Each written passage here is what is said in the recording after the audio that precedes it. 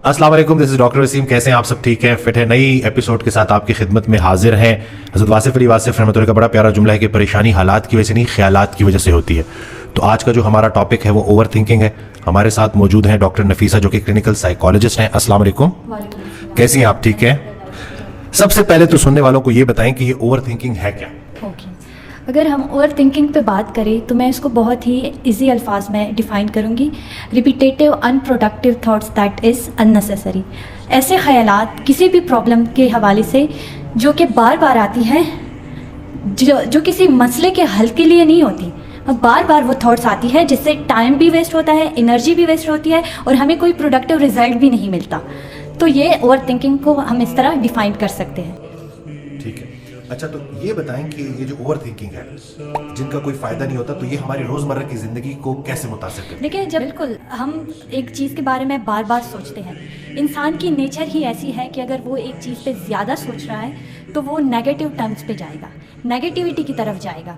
इसकी एग्जांपल मैं दे देती हूँ कि अगर एक गार्डन जिसमें पूल है, ग्रीनरी है, लेकिन एक जगह पे गार्बेज पड़ा हुआ है, बहुत सारा ये इंसान की नेचर है कि वो पूरी ग्रीनरी को इग्नोर करके वो गार्बेज पे फोकस करेंगे, वो नेगेटिविटी पे जाएंगे। तो इस तरह इंसान जब एक चीज़ पे बार बार सोचता है तो वो नेगेटिव टर्म्स की तरफ जाता है, और जब नेगेटिव टर्म्स की तरफ जाता है, नेगेटिव थॉट्स ब्रेन तक जाते हैं। जब नेगेटिव थॉट्स ब्रेन रिसीव करता है तो ब्रेन ऐसे हार्मोन रिलीज करता है जिससे हमारी बॉडी में नेगेटिव रिस्पॉन्स शो होते हैं, और वही नेगेटिव रिस्पॉन्स फिर हमारे बिहेवियर में भी शो होते हैं। जैसे हमारी डेली लाइफ डिस्टर्ब होती है, जैसे नेगेटिविटी जितने ब्रेन तक जाएगी, नेगेटिव रिस्पॉन्स बॉडी में शो होगा, उससे हमारी डेली लाइफ डिस्टर्ब होगी, बार बार वही थॉट्स आएंगे।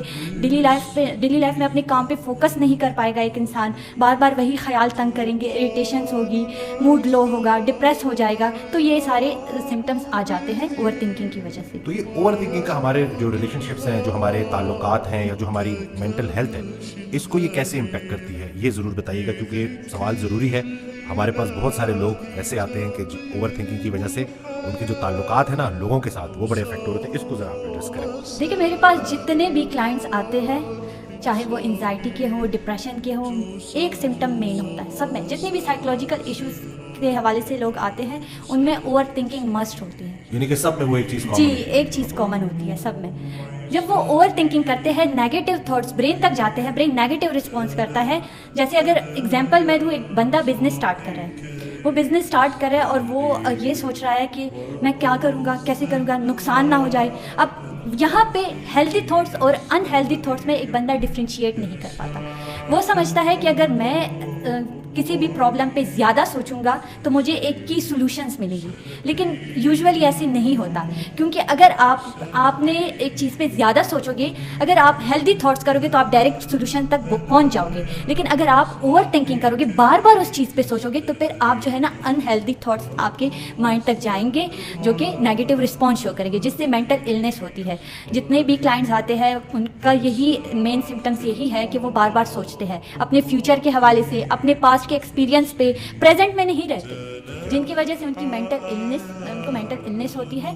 और साथ में रिलेशनशिप पे भी बहुत इफेक्ट। थोड़ा ये रिलेशनशिप का बता रहा है, ये रिलेशनशिप कैसे मुतासिर होता है? रिलेशनशिप ऐसे मुतासर होते हैं जैसे अगर हम किसी दूसरे के बारे में सोचते हैं, बार बार सोचते हैं, इनका बिहेवियर मेरे साथ चेंज हो रहा है, कुछ है आजकल इनके साथ कुछ चल रहा है। जैसे हस्बैंड वाइफ ज़्यादा सोचती है कि हस्बैंड मुझे टाइम नहीं दे रहा है, कहीं वो किसी और में इन्वॉल्व तो नहीं है। ये बार बार नेगेटिव थॉट्स आते हैं। अब उनको वो वहाँ पे वो हेल्दी थॉट्स और अनहेल्दी थॉट्स में डिफ्रेंशिएट नहीं कर पाती। वो ये भी तो सोच सकती है कि पूरा दिन काम में होते हैं, बिजी रहते हैं, लेकिन वो ज़्यादातर सोचती है तो इस वजह से वो नेगेटिव टर्म्स पे सोचती है, नेगेटिविटी की तरफ जाती है, जिससे उनके रिलेशनशिप बहुत ख़राब हो जाते हैं। ठीक है। अच्छा, ये मुझे बताएं कि थोड़ा ना लोगों को, सुनने वालों को ना, कि वैसे भी तो बंदा सोचता है, तो ओवर थिंकिंग में जो है थोड़े से साइंस का भी बता दें और इसकी वजह भी, कॉजेज़ के ऊपर भी ज़रा एड्रेस कर दें, कि ताकि लोग ज़रा समझ पाएं कि नॉर्मल सोचना क्या है और ये एबनॉर्मल ओवर थिंकिंग क्या है। इसकी ओर थोड़ा सा आप कर दें। एक होते हैं हेल्दी थॉट्स, एक अनहेल्दी थॉट्स। हेल्दी थॉट्स वो होते हैं जैसे कोई प्रॉब्लम है, हम उन प्रॉब्लम की सॉल्यूशन तक जाएं, उन प्रॉब्लम के सॉल्यूशंस पे सोचें, वो हेल्दी थॉट्स हैं। अब अनहेल्दी थॉट्स वो होते हैं कि उन प्रॉब्लम से रिलेटेड जो भी अपनी कमतरी को सोचे, अपनी स्ट्रेंथ को सोचे, मैं क्या करूँगा, कैसे करूँगा, हो पाएगा कि नहीं, ये अनहेल्दी थॉट्स होते हैं। जैसे मैं एक एग्जांपल दे देती हूँ। तुर्की में जब अर्थक्वेक आई थी तो जितने भी जियोलॉजिकल सर्वे के बेस पे ये कहा गया है कि पाकिस्तान और इंडिया में भी उसी तरह अर्थक्वेक आएंगी। अब पाकिस्तान और इंडिया के लोग सोचने लगे इस चीज़ पे, ज़्यादा सोचने लगे। अब कुछ लोगों ने problem solving, healthy thoughts, healthy thinking start कर दी, कुछ लोगों ने ओवर थिंकिंग स्टार्ट कर दी। जी, ये इसी तरह प्रॉब्लम सॉल्विंग और ओवर थिंकिंग में डिफ्रेंशिएट आ जाता है। ओवर थिंकिंग उनकी कैसी थी, क्या होगा, कैसे होगा, घर टूट जाएंगे, तबाह हो जाएंगे, मर ना जाए, अल्लाह की तरफ से अजाब है, ये ओवर थिंकिंग उनको आ रही थी, जिनसे वो पैनिक भी हो जाते थे। बहुत से लोगों में एंजाइटी क्रिएट हो गई थी, उनको बार बार पैनिक अटैक्स आ रहे थे। जबकि जो प्रॉब्लम सॉल्विंग की तरफ जाते थे, जो हेल्थी थिंकिंग करते थे, उनके थॉट्स कैसे होते थे, जब वो प्रिकॉशंस के बारे में सोचते थे। अगर अर्थक्वेक होगा, हमने ये चीज़ करनी है, ये नहीं करनी, आराम से बाहर निकलना है, अपने बच्चों समेत फैमिली को बाहर निकालना है, कोई कीमती चीज़ हो जिसको बाहर निकालना है, अगर ज़्यादा नुकसान ना हो जाए। तो यहाँ पे हेल्थी थॉट्स और अनहेल्थी थॉट्स डिफ्रेंशिएट होते हैं। साइन मैं बता देती हूँ, जब आपको लगे कि आप ज़्यादा सोच रहे हो, आपको कोई सोल्यूशन नहीं मिल रहा है किसी भी प्रॉब्लम के हवाले से, आप रिलैक्स नहीं हैं, आप प्रेजेंट में नहीं है, आपका प्रेजेंट डिस्टर्ब है, तब आपको ये जानना चाहिए कि ये ओवर थिंकिंग है। जब नेगेटिव थॉट्स आए, यानी कि आपने पूरा दिन सोचा, टेंशन ली, सोचते रहे और रात को जब आप अभी सोने के लिए जा रहे हो तो वो चीज़ वैसे की वैसी आपके दिमाग में चल रही है, आप किसी हल तक नहीं पहुंचे। बिल्कुल ऐसी है। और ये कि जब आपको लगे कि हर एक सिनेरियो में आप वॉर सिचुएशन की तरफ जा रहे हैं, कोई पॉजिटिविटी नहीं है आपके अंदर, आपके थॉट्स में कोई पॉजिटिविटी नहीं है, सारा नेगेटिव ही है, तब ये आपको ये जानना चाहिए कि ये साइन है ओवर थिंकिंग के। अब मुझे इनको रोकना चाहिए। ठीक है, अच्छा, और थोड़ा ये बता दें टाइप्स ऑफ ओवर थिंकिंग के ऊपर, अगर आप थोड़ा बता दें कि क्या कोई डिफरेंट टाइप्स होती हैं ओवर थिंकिंग की, इसके ऊपर भी। बिल्कुल, मैं बता देती हूँ। अच्छा, ओवर थिंकिंग, जो लोग ज़्यादातर वरीज होते हैं अबाउट फ्यूचर, फ्यूचर के बारे में ज़्यादा खौफ होता है, फिक्रमंद होते हैं, क्या होगा, कैसे होगा, मेरी लाइफ कैसे सेट होगी, फ्यूचर में किस मकाम पे होगा, कामयाब होऊंगा भी कि नहीं, ये भी एक ओवर थिंकिंग के टाइप्स हैं कि वो फ्यूचर के बारे में बार बार सोचते हैं। जो चीज़ आपके प्रेजेंट में है, आपके काबू में है, आप उन पे फोकस नहीं करते, लेकिन जो फ्यूचर में है, जो अभी आपके लिए आया भी नहीं है, आपके बस में भी नहीं है, उन पे बार बार सोच के अपने प्रेजेंट को ख़राब कर देते हैं, और वो भी नेगेटिव सोचते हैं, पॉजिटिव भी नहीं, नेगेटिव सोचते हैं। तो ये एक टाइप आ गया, worries about future. Ruminations about past, जिनका पास्ट में कोई एक्सपीरियंस होता है, ट्रॉमा हो जाता है, जब वो पास्ट से निकलते ही नहीं है, मूव ऑन नहीं करते, ये भी एक टाइप है कि वो बार बार पास्ट के बारे में सोचते हैं, जो हो गया सो हो गया, अब उस पर पछताना या उस पर सोचना कोई सोल्यूशन नहीं है। हज़रत वासिफ़ अली वासिफ़ रहमतुल्लाह अलैह फरमाते हैं कि आधे से ज़्यादा लोग तो माजी को बदलना चाहते हैं, जो गुजर चुका है, बिल्कुल, जो अल्लाह ने गुजार दिया है, एक वाक़या था, हो गया, तो सौंप दे उसको, तारीख को, लेकिन वो चीज़ उनके जहन से निकलती नहीं है और वो उसी ट्रॉमा को अपने दिमाग में रिपीटेडली रिक्रिएट कर रहे होते हैं और उसी चीज़ से गुजर रहे होते हैं। ठीक है, तो यानी कि फ्यूचर और पास्ट। जी, इसके अलावा एक बिग पिक्चर ओवर थिंकिंग, जब एक इंसान अपनी लाइफ के बारे में एक बिग पिक्चर बना लेता है, बहुत डीप चला जाता है, कई बार उनको ऐसे थॉट्स आते हैं, मैं किस लिए आया हूँ, मेरी लाइफ में क्या है। जैसे कहते हैं कि इस्लाम में ज़्यादा डीप में अंदर नहीं जाना चाहिए, फिर आप नेगेटिविटी की तरफ जाते हो। इस तरह जब वो लाइफ के बारे में बिग पिक्चर बना लेता है, रिलीजियस ओसीडी के बारे में जो है कि उस बहुत सारे लोग फिर बार बार वुज़ू करते हैं, उनको अपना आप पाक नहीं लगता, और मतलब इसी तरह से ना फिर वो इस हद तक उनकी जो है ज़िंदगी, क्वालिटी ऑफ लाइफ ख़राब हो जाती है कि जो है कुछ लोग माइंड रीडिंग एजम्पशन करते हैं खुद से। जैसे अगर कोई बंदा उनसे कोई बात करे तो उन्हें लगता है ये बात उन्होंने इस अंदाज में की, किस मकसद से की, कहीं ये मुझे नुकसान तो नहीं पहुंचाना। बार बार उनके माइंड में यही आता है, कहीं ये मुझे नुकसान तो नहीं पहुंचा रहा है। अब आप सुपर पावर तो नहीं है कि आपको उनके थॉट्स का भी पता चले, उनके अंदर की चीज़ें आपको पता चले, लेकिन ये अपने आप से अजम्पशंस करते हैं। जैसे दो बंदे आपस में बात करते हैं तो तीसरा कहता है ये मेरे बारे में ही बोल, तो इस तरह वो इस चीज़ पे बार बार ओवर थिंकिंग करते हैं और ये मेंटल इलनेस का शिकार हो जाते हैं। इनडिसिसिवनेस, वो लोग जो कि डिसीजन नहीं ले पाते छोटी छोटी चीज़ों में, ये उन लोगों में होता है जिन्होंने लाइफ में कोई बैड एक्सपीरियंस हुआ है जिनके साथ, या कभी कोई डिसीजन ही नहीं लिया। वो लोग ये इस हवाले से ज़्यादा ओवर थिंकिंग करते हैं कि छोटी छोटी चीज़ों में, मैं ये कपड़े पहनूं, मैं वो कपड़े पहनूं, क्या करूं, मैं बिज़नेस स्टार्ट करूं या ना करूं, अगर बिज़नेस स्टार्ट किया तो नुकसान ना हो जाए, पहले आप स्टार्ट तो लें, क्योंकि बिज़नेस में फ़ायदा भी होता है, नुकसान भी होता है, लेकिन वो स्टार्ट ही नहीं ले पाता, डिसीजन ही नहीं ले सकता। इसके अलावा जो लोग होपलेस होते हैं, वर्थलेस होते हैं, हेल्पलेस होते हैं, वो इन्हीं चीज़ों के हवाले से ज़्यादा सोचते हैं, ओवर थिंकिंग करते हैं। होपलेस, अगर किसी की ज़िंदगी से उम्मीद ही ख़त्म हो जाए तो उनकी ज़िंदगी नहीं रहती, क्योंकि उम्मीद एक रोशनी होती है जो इंसान को मोटिवेट करती है आगे बढ़ने की। जब वो ये उम्मीद ख़त्म हो जाती है फिर उनको लगता है कि मेरे साथ तो कुछ अच्छा होगा ही नहीं, मैं तो इस काबिल हुई नहीं, अपने आप को वर्थलेस समझना। जी, ये मुझसे होगा ही नहीं, हालांकि वो कर सकता है, उनमें वो स्किल्स होंगे, लेकिन वो वर्थलेस होंगे। ये ज़्यादातर उन लोगों में ये ओवर थिंकिंग होती है जिनका सेल्फ एस्टीम लो होता है, कॉन्फिडेंट लो होता है, उन लोगों में ये ऐसी ओवर थिंकिंग ज़्यादा होती है। लेकिन इन चीज़ों से रिलेटेड जब ओवर थिंकिंग होती है ये बहुत एक्सट्रीम लेवल की होती है और ये इंसान को सुसाइड की तरफ लेकर जाती है, सेल्फ हार्म की तरफ लेकर जाती है। बिल्कुल सेल्फ हार्म की तरफ लेकर जाती है। ये बहुत डेंजरस होती है। अगर आपको लगे कि आपके थॉट्स होपलेस की तरफ जा रही है या आपके थॉट्स वर्थलेस की तरफ या हेल्पलेस की तरफ जा रही है, तो आप वहाँ पे अपने थॉट्स को आइडेंटिफाई करें कि ये इरेशनल थॉट्स है, ठीक है, इस पे मैंने नहीं सोचना, यहाँ पे सारी नेगेटिविटी है, इससे मेरी लाइफ ख़राब हो जाएगी। लोगों को अवेयरनेस दे दी, बहुत सारे लोग रिलेट भी कर रहे होंगे जो उससे गुजर रहे हैं। हल क्या है, कैसे स्टॉप करें अपने आप को ओवर थिंकिंग से? सबसे पहले इंसान को चाहिए कि वो प्रेजेंट में रहे, अपने पास्ट और फ्यूचर को भूल जाए। जो चीज़ उनके बस में है, जो जहाँ पे वो कुछ कर सकता है उसी में रहे। माइंडफुलनेस हो गया, मतलब मेडिटेशन करे, रिलैक्सेशन ले, जितना वो डीप ब्रीथ लेंगे उतना वो रिलैक्स रहेंगे। जब एक इंसान रिलैक्स होता है तो वो अपने प्रेजेंट में रह के एक्टिव रहता है। माइंडफुल अगर हम इस पे बात करें तो अपने 5 सेंसेस को एक्टिव रखे अपने प्रेजेंट में, ताकि वो ओवर थिंकिंग पे काबू पा सके। ठीक है, सेल्फ कंट्रोल पे ज़्यादा काम करें। जो लोग सेल्फ कंट्रोल पे काम करेंगे वो ओवर थिंकिंग को भी कम कर सकते हैं। इसके अलावा डिस्ट्रैक्ट करें अपने माइंड को। अगर एक थॉट्स बार बार आ रही है, आप खुद को बिजी रखें किसी दूसरे काम में, ताकि वो ओवर थिंकिंग के लिए टाइम ही ना हो आपके पास।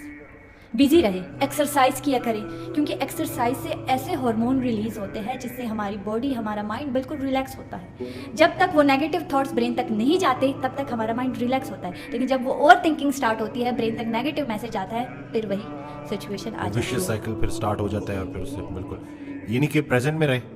वो हज़रत वासिफ अली वासिफ रहमतुल्लाह लिखते हैं कि सौंप दे तारीख को गुजरा हुआ हर हादसा, है तुझे दरपेश अब जो मरहला महसूस कर। यानी कि प्रेजेंट में रहे, इसके अलावा अपने आप को जो है बिजी करे, डिस्ट्रैक्ट करे। ठीक हो गया। इसके अलावा जो है ना, जितने भी थॉट्स हैं उनको चैलेंज करें। जैसे आपने खुद को चैलेंज करना है 1 घंटे के लिए, मैंने नेगेटिव नहीं सोचना, मैंने पॉजिटिव ही सोचना है, पॉजिटिव रहना है। इस तरह भी आप अपनी ओवर थिंकिंग को रिड्यूस कर सकते हो। इसके अलावा आप जो है ना अपने थॉट्स को पूरा दिन भी रोक सकते हो। जैसे पूरा दिन मैं अपने क्लाइंट्स पे यही टेक्निक अप्लाई करती हूँ कि मैं उनको कहती हूँ कि पूरा दिन जितने भी थॉट्स आपको आ रहे हैं आप उनको रोक दें। कैसे रोके? अपने माइंड को स्टॉप कर दो उस टाइम। अपने माइंड को कहीं स्टॉप, अभी इन चीज़ों के बारे में सोच के आपको कोई रिजल्ट नहीं मिलेगा।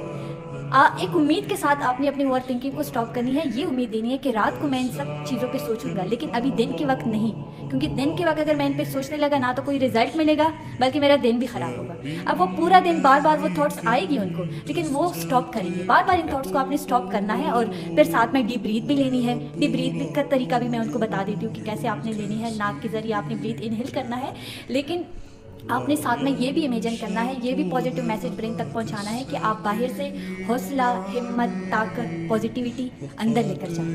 3 सेकंड तक अपनी सांस को रोकना है और फिर मुंह के जरिए बाहर निकालना है। जब आप ब्रीथ को एक्सहेल करें तो आपने ये इमेजिन करना है, ये पॉजिटिव मैसेज ब्रेन तक पहुँचाना है कि आपने अपने अंदर के खौफ को, अंदर के डर को, स्ट्रेस को, प्रेशर को, उदासियों को आप बाहर निकालें। 3 बार आपने यही करना है। फिर अब आंखें बंद करके अपनी माइंड, अपनी बॉडी को बिल्कुल रिलैक्स फील करवाना है। जैसे कोई स्ट्रेस नहीं, कोई प्रेशर नहीं, आपका माइंड, आपकी बॉडी बिल्कुल रिलैक्स। साथ में आपने मतलब ये कि पहले थॉट्स को रोक दें, अपनी माइंड को मैसेज पहुंचाएं कि स्टॉप। फिर उसके बाद अपनी डीप ब्रीथ लेनी है। फिर इसी तरह बार बार दिन में जितने बार भी ओवर थिंकिंग आपको आती है आप इसी तरह रोकते जाएं, इस उम्मीद के साथ कि रात को मैंने इस पर काम करना है। जब आप रात को बैठेंगे और इन सब चीज़ों के बारे में सोचेंगे, एक तो ये कि वो ओवर थिंकिंग लिमिटेड टाइम में शिफ्ट हो गए, बहुत अच्छा, बिल्कुल लिमिटेड टाइम में। और दूसरा ये कि पूरा दिन भी आपका अच्छा रहेगा, फ्रेश रहेगा। और बिल्कुल, यानी कि ये जो भी आपने, मुझे बड़ी अच्छी लगी ये बात कि मतलब क्योंकि ये जो नेगेटिव थॉट्स हैं या जो ओवर थिंकिंग है, ये भी एक तरह की एडिक्शन है। जो उससे गुजर रहा होता है ना, वो चाह रहा होता है कि मैं इसके बारे में सोचूं। तो अगर उसने कॉन्शियसली अपने माइंड को ये मैसेज दे दिया कि दिन को मैं इसको रोकूंगा, अपने आप को बिजी रखूंगा और रात को मैं इसके बारे में सोचूंगा, तो वो पूरा का पूरा टाइम जो दिन का है वो प्रोडक्टिव भी रह सकता है और उसकी ब्रेन को वो इनफ टाइम मिल जाता है कि वो अपने आप को हील कर सके। अब जब रात में वो बैठेगा और उन सारे थॉट्स के बारे में सोचेगा, एक लिमिटेड टाइम हो जाएगी। हाफ आवर सोचता है, 20 मिनट सोचता है, क्योंकि वो सारे थॉट्स जो है ना वो एक साथ ही आएंगे। फिर मैं अपने क्लाइंट को कहती हूँ कि आप ऐसे करें, जो भी थॉट्स आपको आते हैं, क्योंकि नेगेटिव मैसेज जा रहा है उस वक्त जब नेगेटिव मैसेज जा रहा होता है ब्रेन तक, तो नेगेटिव एनर्जी बॉडी में रिलीज होती है। फिर आपने वो सारे थॉट्स एक पेज पे लिख देंगे ताकि वो नेगेटिव एनर्जी पॉजिटिव वे में बाहर आए, रिटर्न फॉर्म में, और आप रिलैक्स हो जाए। फिर उसके बाद डीप ब्रीथ लेके आराम से सो जाए। अच्छा, थोड़ा सा मैं एक चीज़ भी और भी पूछना चाहूँगा कि बहुत सारे लोग हमारे पास आ रहे हैं, उनकी नींद भी खराब हुई होती है, तो ये इंसोम्निया, ये जो इंसान नींद के बगैर होता है, इसको भी थोड़ा एड्रेस कर दें कि ये नींद क्यों खराब हो जाती है। नींद खराब होती ही है ओवर थिंकिंग की वजह से, क्योंकि जब वो बेड पे जाता है वो सोने की कोशिश नहीं करता, वो सारी चीज़ें याद करता है। वो ओवर थिंकिंग कंटिन्यूसली उनके माइंड में चल रही होती है, फिर उनकी नींद को भी डिस्टर्ब कर देती है। तो अब मैं अपने क्लाइंट को कहती हूँ कि सोने से पहले ही वो सब कुछ समेट लो। उसके बाद आपने सोचना नहीं है, आपने यही कहना है कि बाकी सब हम कल देखेंगे, ताकि वो रिलैक्स होके सो जाए। और इसके अलावा बिफोर स्लीप एक्सरसाइज भी मैं अपने क्लाइंट के साथ शेयर करती हूँ कि आप सोने से पहले थोड़ा सा एक्सरसाइज किया करें, ताकि आपको अच्छे से नींद आ जाए।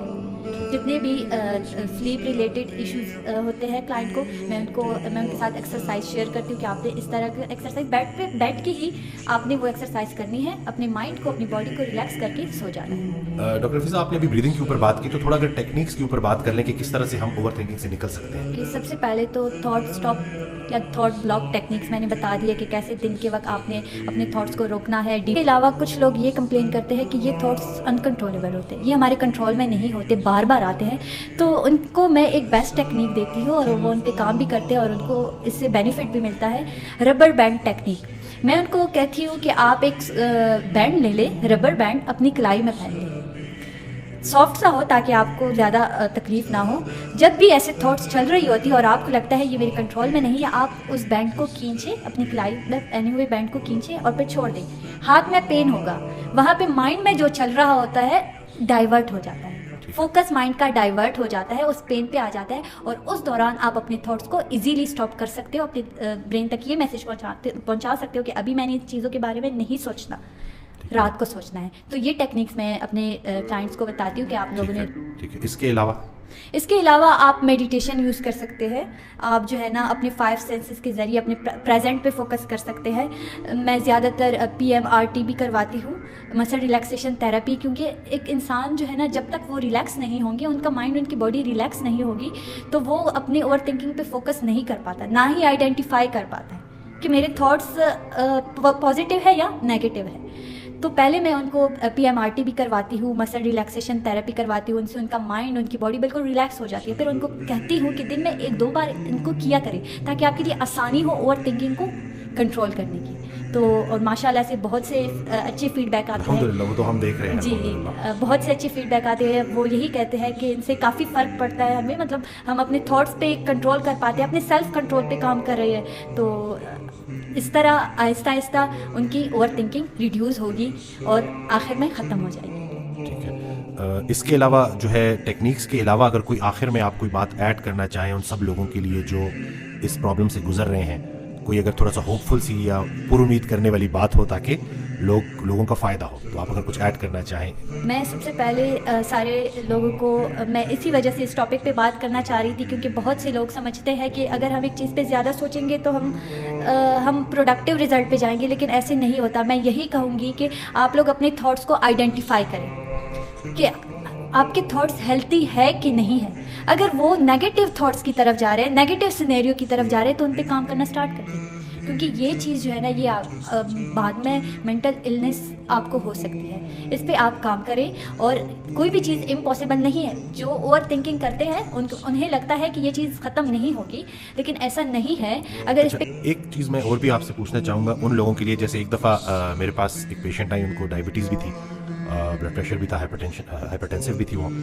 तो मैंने जब उनको कहा ना कि मैं आपको रेफ़र कर रहा हूँ, क्योंकि मैंने देखा उनमें एंग्जाइटी के भी अलामात थे, थोड़ा मुझे फील हुआ, तो मैंने कहा कि साइकोलॉजिस्ट की तरफ मैं आपको रेफ़र कर रहा हूँ। ये बात उन्होंने बड़ी माइंड की, उन्होंने कहा कि आपको क्या मैं जहनी तौर पे ठीक नहीं लगती, तो उन लोगों को भी ज़रा बताएं कि साइकोलॉजिस्ट से हेल्प लेना और जहनी बीमारियों के लिए हेल्प लेना ज़रूरी है। उनको भी ज़रा आप बता दें कि कितना ज़रूरी है। मेरे पास ऐसे क्लाइंट आते हैं, वो मुझे यही कहते हैं, मुझे तो कोई इशू नहीं है, मैं तो मेंटली सेट हूँ, बिल्कुल सेट हूँ, हाँ बस थोड़ी सी ओवर थिंकिंग होती है।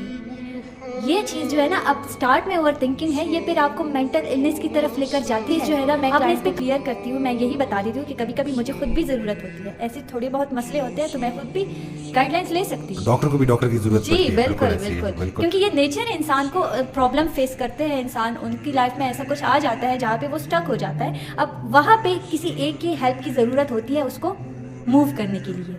तो इस वजह से अब बहुत से क्लाइंट पर ये समझ भी चाहते हैं कि हाँ, हमने अपने ओवर थिंकिंग पे काम करना है, ये हमें मामूली सी चीज़ लगती है लेकिन ये है नहीं, इससे बहुत बड़े मसले क्रिएट होते हैं। तो हो जाते हैं, फिर आ जाते हैं मेरे पास, आते हैं अपनी छोटी पहले तो वो कंसर्न ही नहीं करना चाहते, लेकिन जब मैं उनको समझा देती हूँ फिर वो बार बार आते हैं, एक बार नहीं हर बार अपना हर एक मसला लेकर आते हैं। वो एक दफ़ा वो ज़रा उनका जो है वो कंफर्टेबल हो जाते हैं, उनको बेहतरी महसूस होती है, बोझ हल्का होता है, तो फिर वो खुल के आपसे बात करते हैं। अच्छा, एक और चीज़ भी ना, ये भी मुझे अच्छा हो गया कि अभी याद आ गया, ये सवाल मैंने आपसे पूछना था कि मियाँ बीवी ये बड़ा इंपॉर्टेंट रिश्ता है। बाज़-औक़ात क्योंकि ये ताली एक हाथ से नहीं, दोनों तरफ से इश्यूज आ रहे होते हैं, तो बाज़-औक़ात जो है वाइफ आ जाएंगी, हस्बैंड नहीं आएंगी, बाज़-औक़ात हस्बैंड आ जाएंगी, वाइफ नहीं। तो इन दोनों को जो है काउंसलिंग की कितनी ज़रूरत होती है एक अच्छी ज़िंदगी गुजारने के लिए, और दोनों का एक दूसरे के साथ इस मामले में एक दूसरे को सपोर्ट करना कि अगर उनके मामला ठीक नहीं चल रहे, ताल्लुकात ख़राब हो रहे हैं, तो वो हेल्प लें साइकोलॉजिस्ट से। इसके ऊपर भी थोड़ा जो है वो रोशनी डालें। कभी कभी मेरे पास ऐसे क्लाइंट आ जाते हैं, कभी बीवी आ जाती है, कभी हस्बैंड, कि मुझे अपने बीवी से या मुझे अपने हस्बैंड से ये शिकायतें हैं, वो ऐसे करते हैं ऐसे करते हैं। सबसे पहले उनके बीच कम्युनिकेशन गैप होती है, अंडरस्टैंडिंग नहीं होती, वो हर एक मसला एक दूसरे को बताते ही नहीं है, वो अपनी तरफ से ओवर थिंकिंग करते हैं, एजम्पशन करते हैं। वो जो मैंने एक पीछे बताई है आपको एक बात की, माइंड रीडिंग एजम्पशन, कि मेरा हस्बैंड, इनके रवैये में चेंज आ रहा है, इनको कुछ हो रहा है, ये मुझसे उकता गए हैं, या इनकी लाइफ में कोई और इन्वॉल्व है, तो वाइफ जो है वो अपनी तरफ से एजम्पशन लगाती है, हस्बैंड अपनी तरफ से। आजकल मेरी वाइफ जो है वो मुझ पे फोकस ही नहीं करती, बस लड़ती रहती है, मुझे अंडरस्टैंड ही नहीं करती। हर एक बंदा अपने तरीके से सोचता है, तो वहाँ पे फिर वो कम्युनिकेशन गैप आ जाती है। जब कम्युनिकेशन गैप आ जाती है, एक बंदा अपने तरीके से एजम्पशन कर रहा है, दूसरा बंदा अपने तरीके से एजम्पशन कर रहा है, तो उनके बीच जो है दूरियां आ जाती है। तो उनको चाहिए, सबसे पहले मेरे पास जितने भी इस तरह के मसले आते हैं मैं उनको आमने सामने बिठा देती हूँ। वाइफ आ जाती है, वो यही कहती है नहीं आप मेरी बात सुने, और वो ऐसे करता है ऐसे करता है। मैं कहती हूँ नहीं, दोनों को साथ में बिठा के दोनों से ही पूछूंगी, ताकि आप भी मुझे अपने मसले बताएं, वो भी बताए आप क्या क्या करती है और वो क्या क्या करते हैं, आपके हस्बैंड क्या क्या करते हैं। इस तरह वो दोनों जब साथ में बैठे होते हैं, एक अपने पॉइंट्स बताते हैं, दूसरा अपने पॉइंट्स, वो कम्युनिकेशन भी आपस में हो जाती है, अंडरस्टैंडिंग भी आ जाती है। अच्छा, ये इस वजह से ऐसे सोच रही है, अच्छा मेरे हस्बैंड इस वजह से ऐसे कर रहे हैं, तो बीच में वो अंडरस्टैंडिंग, उनके अंदर वो अंडरस्टैंडिंग डिवेलप हो जाती है कि ये इस थॉट की वजह से हमारे बीच में ये रुकावट ही आई है। तो मैं सबसे पहले उनको यही कहती हूँ कि आप दोनों साथ में आएँ, दोनों मुझे अपने पॉइंट्स बताएं, और उनको मैं एक टेक्निक ये बताती हूँ कि आप लोग इस टेक्निक को फॉलो करें। सबसे पहले वाइफ अपनी सारी बातें अपने हस्बैंड को बताए, आज मेरे साथ ये हुआ, ऐसे हुआ, ऐसे हुआ। फिर उसके बाद हस्बैंड को अलाउ करके वो सारी बातें बताएं। कम्युनिकेशन जितनी स्ट्रॉन्ग रहेगी उतनी अंडरस्टैंडिंग ज़्यादा होगी। ठीक है, thank you so much doctor Nafisa, आपने बड़ा अच्छे तरीके से एजुकेट किया, और मुझे उम्मीद है कि लोगों को इस पूरे एपिसोड से इंशाल्लाह फ़ायदा होगा।